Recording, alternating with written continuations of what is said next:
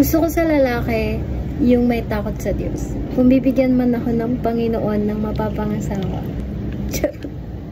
gusto ko yung may takot sa Kanya. Kasi yung taong may takot sa Panginoon ay i-respect yung relationship namin sa isa't isa. At alam kong hindi siya mag-cheat. Alam kong hindi siya gagawa ng mga bagay na ikagagalit ko kahit nakatalikod ako.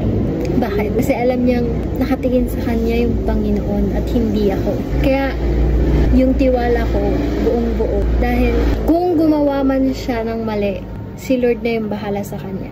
Kailangan talaga natin maging deep sa relationship natin kay Lord first than other people. So that, hindi tayo maglilin on sa ating understanding. Kapag nasa inner relationship na tayo, you are mature enough to handle the relationship God gave you. Blessing na nga sa'yo, pero nawala pa, nahulog pa sa kamay mo kasi hindi mo siya kayang i-hand ng maayos. Kaya be wise handling your relationship and find the man or a girl na alam mo na hindi niya bibiguin yung Panginoon at hindi niya i-disappoint ng Panginoon. Kasi alam niya kapag gumawa siya ng mali sa'yo, kay Lord niya yung ginagawa at hindi sa'yo. At si Lord ang maghihiganti para sa'yo. So, this is basically the foundation of relationship of a Christian. Si Lord talaga yung bida, si Lord yung nasa gitna niyo. God bless and Ate Kate out.